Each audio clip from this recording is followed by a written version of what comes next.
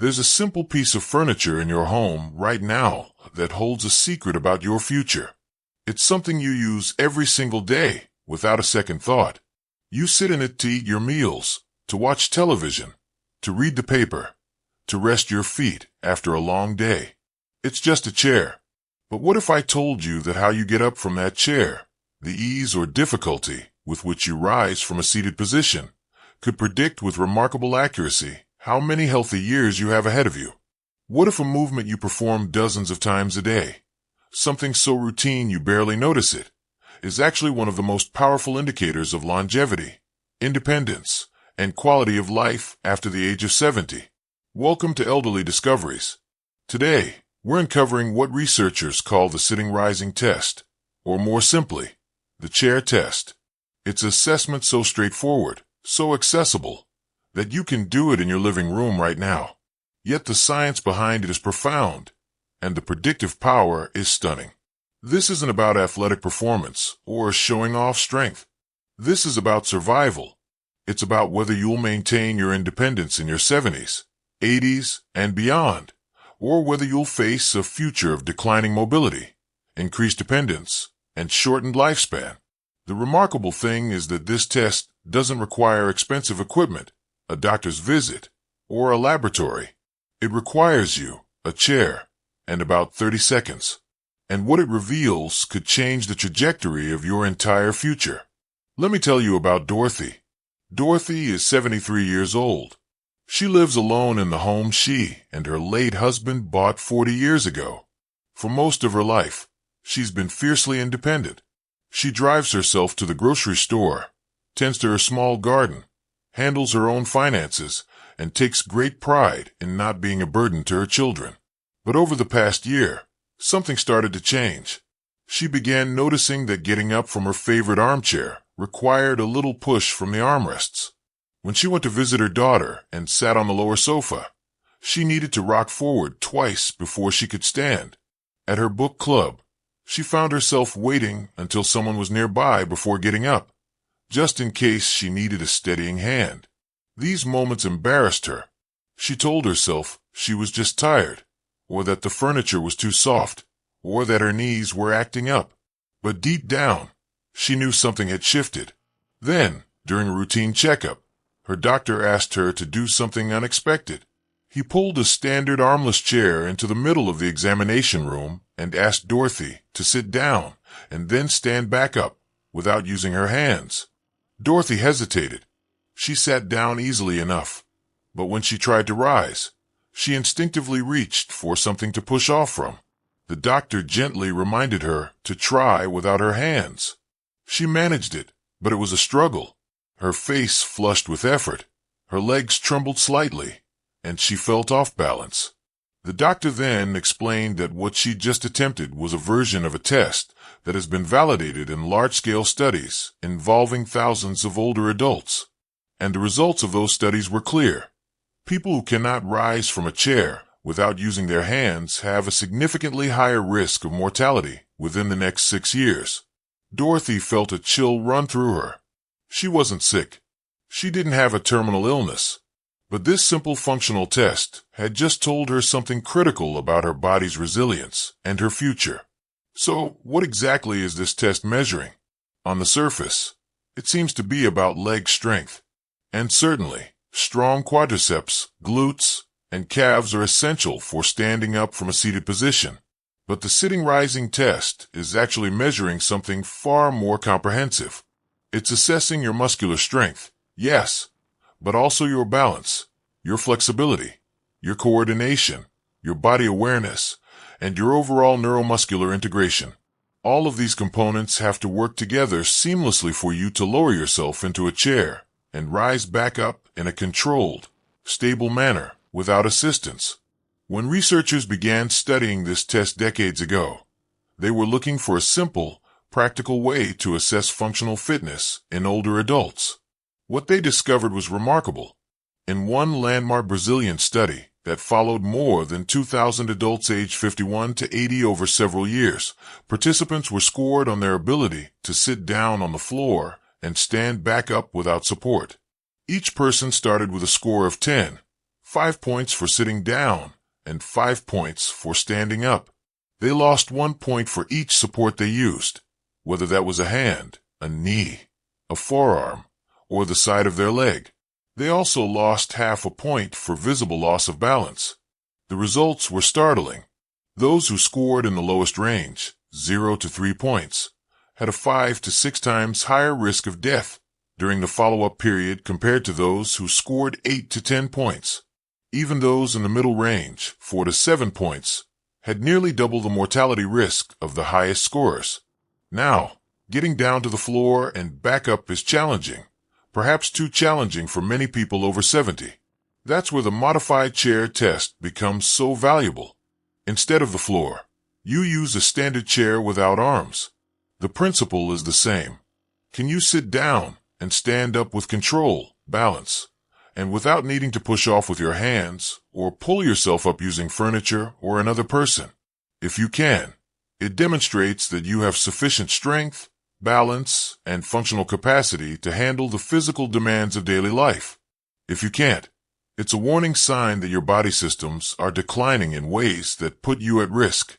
Let's go deeper into why this matters so much. As we age, we naturally experience some degree of muscle loss, a condition called sarcopenia.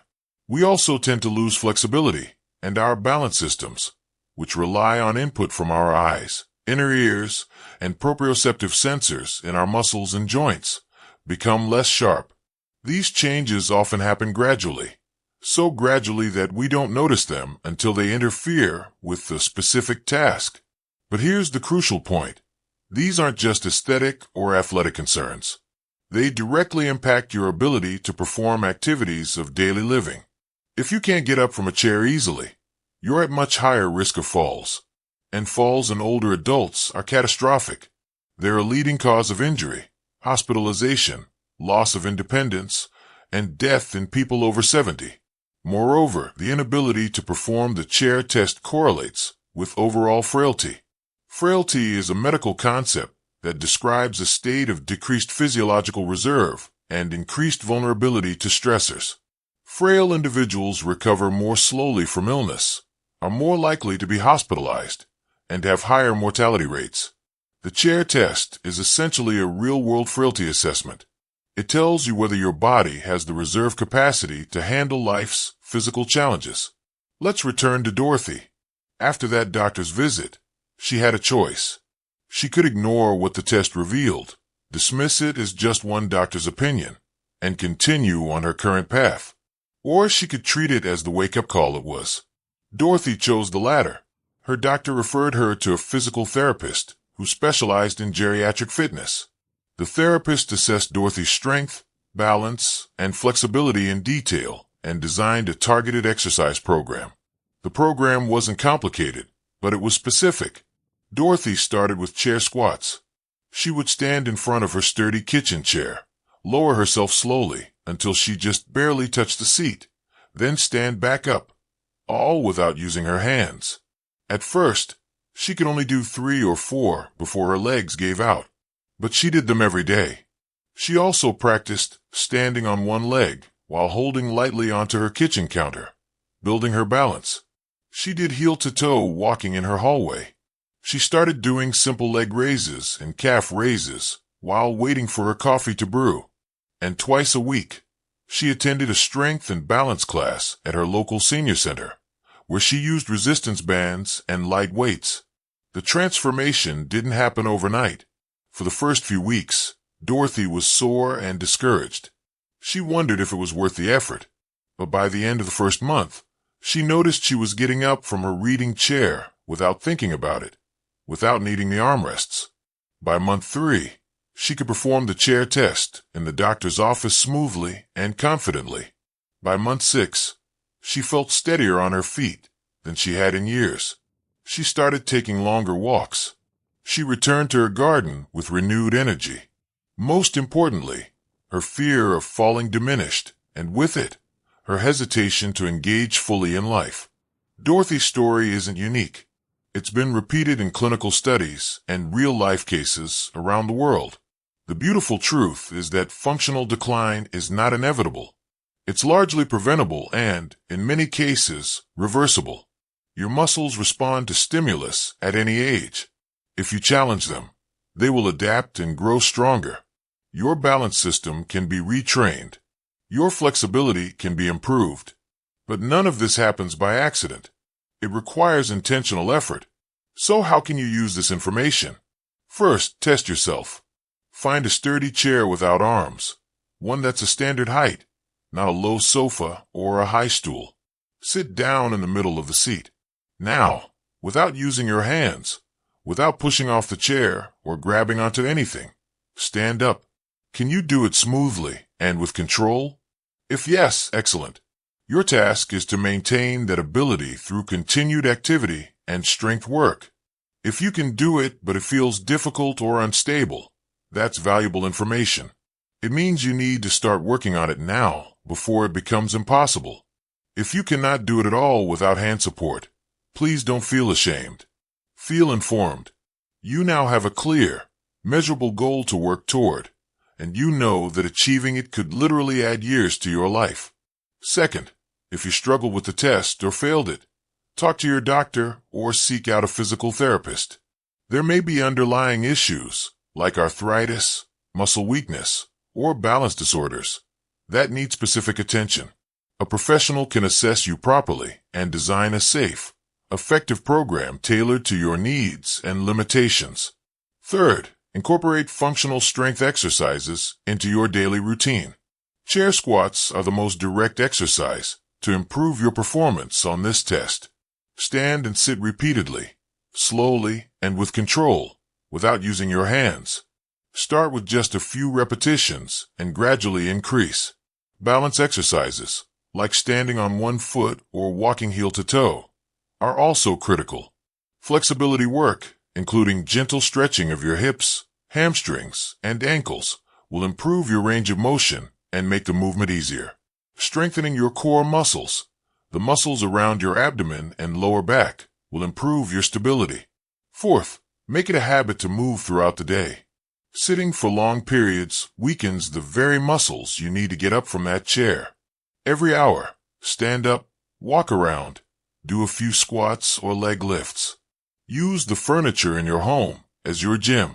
Every time you sit down and stand up is an opportunity to practice the movement with good form and control.